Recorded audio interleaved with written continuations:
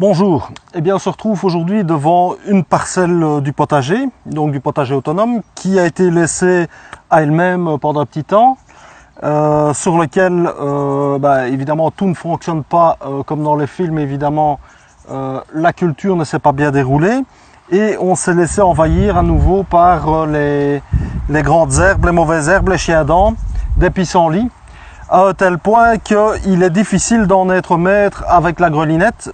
Et ça nous impliquerait trop de travail, ce que nous ne consentons pas faire. Alors nous allons utiliser une autre méthode que je vous montre aujourd'hui, qui va vous permettre d'exploiter, ici certes une petite parcelle, mais ça pourrait être plus grand également, un morceau de terrain que vous n'avez pas envie de retourner, avec une méthode qui est simplement la tonte de ce terrain, qui sera ensuite cultivé avec des pommes de terre. Je vais vous montrer le processus qu'on va utiliser. Donc c'est une méthode qu'on utilise sur un terrain qui a été travaillé mais qui est envahi, comme celle qu'il y a ici, ou qui n'a pas encore été travaillé et qu'on souhaite facilement travailler sans y consacrer trop de temps. Voilà, je vais vous montrer comment ça se passe. On y va tout de suite.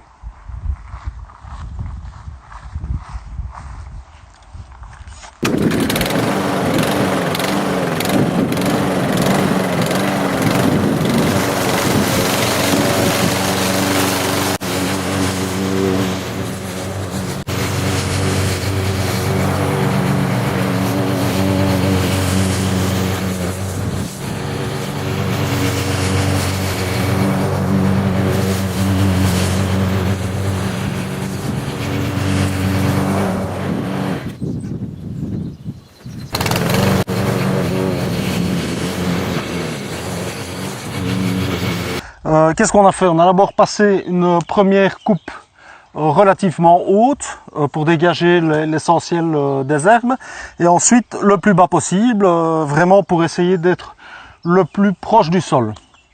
Alors ce qu'on va faire maintenant, c'est nettoyer des quelques morceaux de bois et brindilles qui restent sur le sol. Et juste après, on va déjà pouvoir y poser notre lit de pommes de terre qu'on va ensuite directement buter avec des matières organiques. Donc ici, je ne sais pas si vous les voyez, mais j'ai encore récupéré quelques feuilles mortes.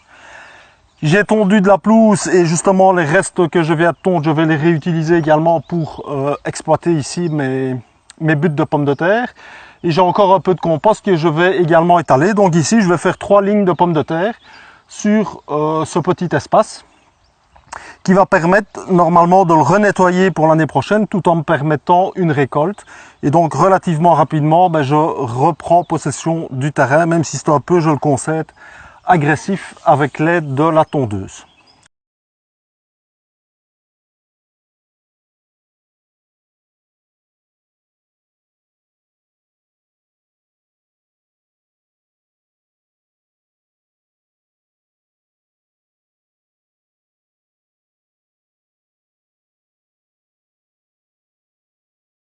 Vous l'avez vu, j'ai déposé les pommes de terre à même le sol, donc sans creuser quoi que ce soit, espacées à peu près de 30 cm au niveau de la rangée et à peu près 40 à 50 cm au niveau de la ligne.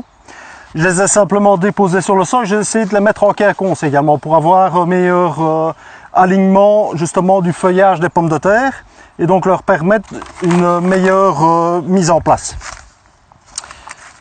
Ensuite, ce qu'on va faire, vous avez vu également que j'ai enlevé les feuilles que j'avais été récupérées. Je vais d'abord mettre une matière organique qui est la plus proche possible du terreau.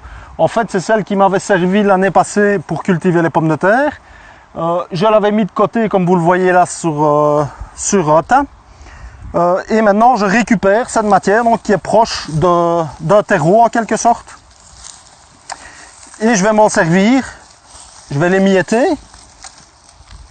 Il y a d'ailleurs toujours des pommes de terre qui restent, c'est pas grave, je vais les remettre dans la ligne également. Et je vais recouvrir mes pommes de terre avec des buttes que je vais réaliser. Voilà une pomme de terre qui restait justement, je vais la placer entre deux autres pommes de terre. Et à l'aide de la matière organique, je recouvre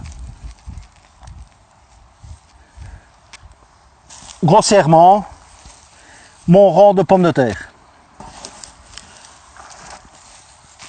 Alors cette première couche, ça va être une première couche de matière organique Comme vous le voyez, ça ressemble, c'est du terreau, hein, c'est du compost. Je vais commencer avec cette première couche qui ressemble le plus à du terreau pour permettre justement le démarrage à la pomme de terre. Et après, on va pouvoir mettre plusieurs couches. Je vais mettre justement les feuilles qui vont se décomposer progressivement. Je mettrai également du foin. Et je terminerai par une matière qui permettra à ce que le vent n'envole pas les buts. La tonte de pelouse qu'on vient de faire maintenant ou celle qu'on a réalisée hier, qui va recouvrir également les buts. Et vous voyez que je peux compter sur l'aide d'un assistant qui va contrôler le travail. Attention Luna.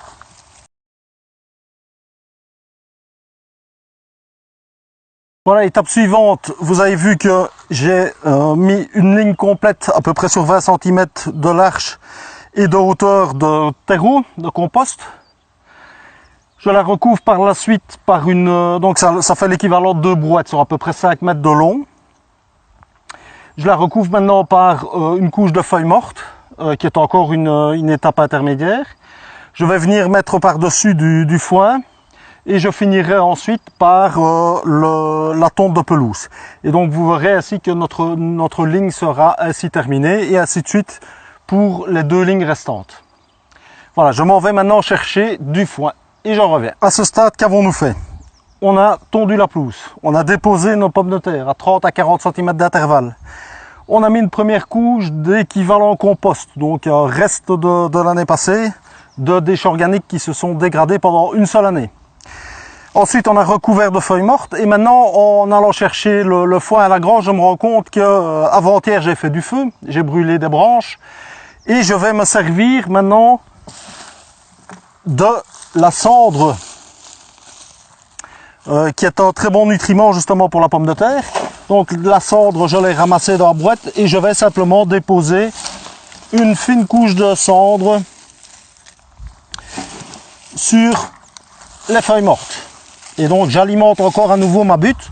Donc vous le savez, en permaculture, l'objectif est de nourrir le sol qui indirectement, bien entendu, va apporter les nutriments nécessaires à nos légumes, ici en l'occurrence les pommes de terre.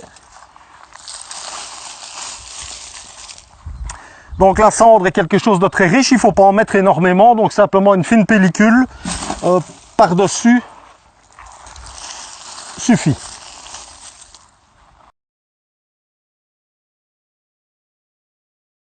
Voilà, ça commence à prendre forme tout doucement. Je vais maintenant aller chercher le foin. La plupart des manipulations, je les réalise à la main.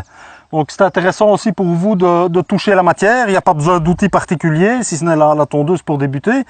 Mais tout le reste va se faire à la main et ça vous permet d'entrer en contact avec les différentes matières, de voir les composants que vous allez manipuler de très près et de vous rendre compte de certaines choses et d'être au plus proche possible de la nature. J'ai oublié de le préciser, mais il est inutile également d'arroser ou quoi que ce soit. On va laisser faire la nature, donc ce sera l'arrosage qui vient en automatique du ciel.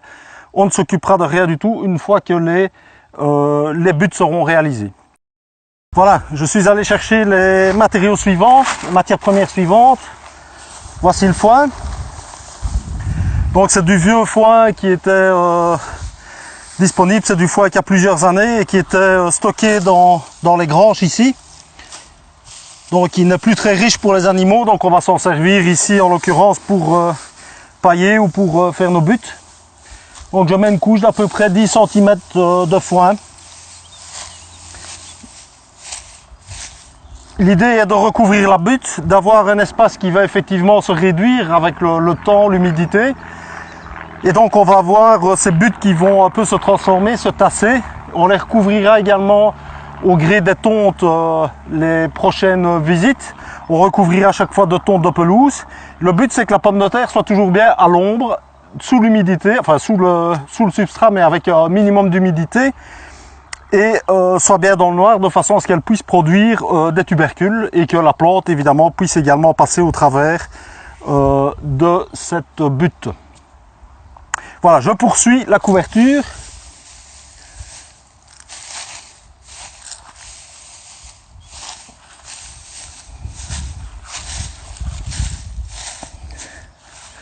Voilà, c'est une matière sèche qui a tendance à s'envoler, hein. Il y a du vent donc je ne vais pas traîner non plus.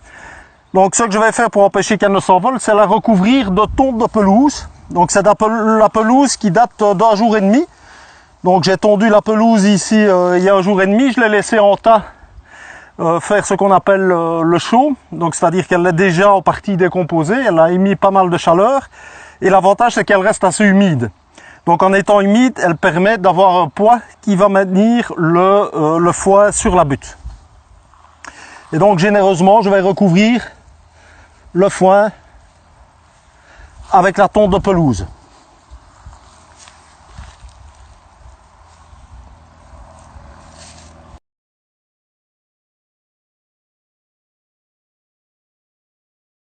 Voilà, je pense que vous avez compris le principe.